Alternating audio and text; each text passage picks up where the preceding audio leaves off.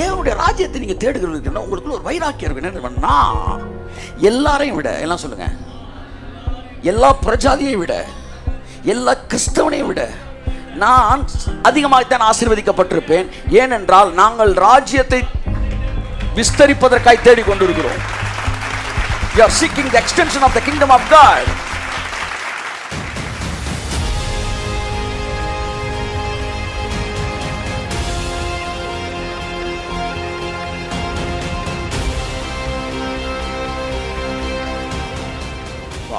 நான் ஐஸ்வர்யவானாகத்தான் இருந்தாக வேண்டும். ஏனென்றால் தேவனை தேடுகிறவர்களுக்கும் தேவனுடைய ராஜ்யத்தை தேடுகிற எனக்கும் கட்டாயம் ஒரு வித்தியாசம் இந்த பூமியில் இருந்தாக வேண்டும். 16 வயதில் நான் ரட்சிக்கப்படுகிறேன். 20 வயதிலே ஊழியத்துக்கு என்னோட அநேகர் 16 வயதில் ஒப்பு கொடுக்கிறார்கள். 20 வயதிலே எங்களுக்கு வெளிநாடு செல்வதற்கான வாய்ப்புகள் வருகிறது. அப்போல்லாம் மலேசியா, சிங்கப்பூர் இந்த மாதிரி விஷயம். அப்பொழுது நான் ஸ்ட்ராங்காக வந்து காலிங்கில் நிற்கிறேன். என் கூட இருக்கிறவங்க அப்படியே கனெக்ட் ஆகி அப்படியே வெளியில் டிசால்வ் ஆகுறாங்க. அவ போகும்போது சொன்ன வார்த்தை, இப்படியே நம்ம சைக்கிளை சுற்றிக்கிட்டு இருக்க முடியாது ஜஸ்டின், வாழ்க்கையில் ஊழியம் செய்கிற கூட பணம் தேவையாக இருக்கிறது. ஆகவே we will support you. வந்து அப்படி இப்படின்னு வேற வேற வேற வேற வேற கதை சொன்னாலும் இந்த பேசிக் வந்து வேற மாதிரி போகுது. போன உடனே நான் வீட்டுக்கு வந்து ஜோம் பண்ணி ஒரே ஒரு வார்த்தை கேட்டேன். ஏன் ஆண்டவரே, அந்த வார்த்தை நான் மறக்க முடியாது, உங்களால் காசு கொடுக்க முடியாதா? இவ்வளோ பேர் போகிறாங்களே ஆண்டவரே, உங்களால் காசு கொடுக்க முடியாதா? இந்த காசுக்கு தானே இவ்வளோ பிரச்சனை, உங்களால் கொடுக்க முடியாதா? தேவன் பதில் சொல்லலை, ஆனால் இன்னைக்கு வரைக்கும் டெய்லி பதில் சொல்லிட்டு இருக்காரு. இன்னைக்கு வரைக்கும் சொல்லிட்டு இருக்காரு. இன்றைக்கு இந்த உலகத்தின் ஆசீர்வாதங்களுக்கு பின்பாக இந்த என்னுடைய நண்பர்களை பார்க்கிறேன். எனக்கு ஒரு ஜீல், இன்னைக்கு நான் தான் சொல்ல வரேன். நான் why should you be prospered? எதற்காக நீ ஐஸ்வர்யவானா இருக்க வேண்டும்? ஏன் நீ ஆசீர்வதிக்கப்பட்டிருக்க வேண்டும்? Number 1, it is a zeal. இது ஒரு வைராக்கியம். என்ன வைராக்கியம்? என்ன வைராக்கியம்? தன்னுடைய நல்வாழ்வுக்காய் தேவனை தேடுகிறவன் ஆசீர்வதிக்கப்பட முடியும் என்றால் தேவனுடைய ராஜ்யத்தை தேடுகிற நான், அப்பதானே சார் வித்தியாசம் இருக்கு. அந்த வித்தியாசம் இல்லைன்னா அப்ப நான் அவர் பின்னாடி போனக்கு என்ன சார் அர்த்தம்? நான் கேட்ட கேள்விக்கு என்ன பதில்? அப்போ உங்களால் இதெல்லாம் தர முடியாதா? உங்களால் கொடுக்க முடியாதா? இல்லை, எனக்கு பிரச்சனை இல்லை, நான் இல்லாட்டினாலும் வந்துடுறேன், எனக்கு கேள்வி மட்டும்தான் வருது. அவங்க போகும்போது இதெல்லாம் உங்களால் கொடுக்க முடியல, அதனால தான் அவங்க போகிறாங்களா? ஆண்டவரே, இந்த வசனத்தை நான் பார்க்கிறேன். 20 வருடங்களுக்கு பின்பாக முதலாவது தேவனுடைய ராஜ்யத்தை தேடுகிறவனுக்கு எல்லாம் கூட கொடுக்கப்படும். என் வாழ்க்கையை திரும்பி பார்க்கிறேன். நான் என்னை தேடவில்லை, எனக்கு தேடவில்லை, ராஜ்யத்தை தேடினேன். ஆனால் எனக்கு தேடினவர்களை விட நான் 1000 மடங்கு ஆசீர்வதிக்கப்பட்டிருக்கிறேன்.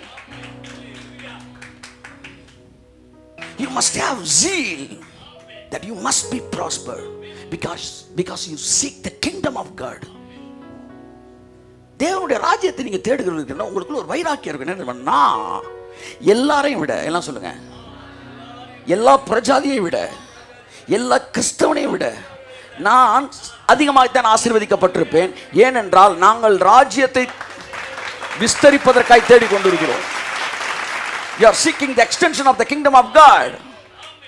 ஊழியத்துக்கு வருவது என்பது வந்து ஏதோ வந்து நான் எவ்வளவு அர்ப்பணிப்பில் இருக்கேன் அடுத்த விஷயம். என்னை அழைத்தவர் எவ்வளவு உண்மையாக இருக்கிறார்ன்றது ரொம்ப முக்கியமான விஷயம். அங்கே நான் நல்லவன் காட்டுறது விஷயம் கிடையாது. நான் நல்லவன், நான் வந்து தியாகியாக காட்டினேன், எங்கள் அண்ணன் என் மேலே பாசப்படுவார். என் தம்பி பாடுற கடைசி வரையும் தியாகியாகவே இருந்துட்டான். ஆனால் இவனை கூப்பிட்டால் அந்த ஆளை தான் நேரில் சந்திக்கணும் நினைப்பாரு இல்லையா? ஆனால் இன்னைக்கு அண்ணன் நான் எவ்வளோ பெரிய தியாகின்னு பேசுறதில்ல, பரவாயில்லடா உன்னை கூப்பிட்ட கடவுள் ஒன்று. இதே சர்ச் வாசல்லேருந்து பல தடவை பேசுகிறேன் எங்கள் அப்பாட்ட. பரவாயில்ல, செட்டில் ஆகிட்டானேப்பா, மிஸ் ஆயிடுவான்னு நினச்சோம். ஆனால் எங்கள் அப்பா அங்கே பேசிக்கிட்டேன், மிஸ் ஆயிடுவான்னு நினச்சோம். கடவுள் ஆசிரியப்பேன், இந்த அளவு ஆசிரியப்பேன்னு தெரியாது. ஆனால் இன்னும் வந்து தொடங்கவே இல்லைன்றேன், படம் எழுத்தே போடலை, அதுக்குள்ளே எப்படின்னா அப்படி. But I hate a zeal. உங்களுக்கு ஐஸ்வர்யத்தை குறித்து ஒரு zeal இருக்கணும். என்ன தெரியுமா? ஊழியம்ன்றது செகண்டரி தான், லைஃப் தான் ஃபர்ஸ்ட்னு பேசுகிறான் பாருங்க. அப்போ முன்னாடி நீங்கள் ஜெயிச்சு காட்டணும் sir. If he is a millionaire, you must be a billionaire. ஆமாம் ஆமாம். வேலைக்காகவும் பணத்துக்காகவும் சம்பாத்தியத்துக்காகவும் வந்து ஒரே ஊருக்குள்ளே இருந்தால் கூட ஏரியா பக்கமே வராமல் வேலை வேலைன்னு ஓடுறாங்க பாருங்க. அவன் எல்லாம் பார்க்கும்போது நீ ஆஃப்டர் ஆல் இந்த மணிக்கு தள்ளுற ஓடிக்கிட்டு இருக்கிற. உன் மனசில் நீ என்ன நினச்சிக்கிட்டு இருக்க? இங்கே வந்தால் கதைக்காகாது, இங்கே வந்து உட்காந்து ஜோம் பண்ணிட்டு போகிறனால நமக்கு ரூபா கிடைக்காது, நம்ம தலைவரைத்தான் கனம் பண்ணணும். நம்ம தலைவர்னா என்ன சொல்லுவேன், எங்களுக்கு வேலை கொடுத்தவன் எங்கள் இது அப்படின்னு ஒன்றா. கடைசியில் பாருங்கள், 10 வருஷம் கழிச்சு நீங்கள் மீட் பண்ணும்போது உங்களுக்குள்ள ஒரு சீல் இருக்கணும். இந்த தேவனுடைய கூட்டத்தையும் தேவனுடைய வாட்ஸ் தட் வந்து ஊழியத்தையும் இங்கே நடக்கிற கூட்டங்களையும் வார்த்தைகளையும் போதனைகளையும் பிரசங்கங்களையும் அசட்டை செய்து பணத்துக்கு பின்பாய் ஓடுகிறவர்களுக்கு முன்பாக அவர்களை விட அதிகமான ஆசீர்வதிக்கப்பட்டு இருக்க வேண்டும். அதுதான் அவனுக்கு சாட்சி. இல்லாட்டி நீங்க சாட்சி இல்லை. அதை இயேசு சொன்னார், நீங்கள் எனக்கு சாட்சிகளாய் இருப்பீர்கள்.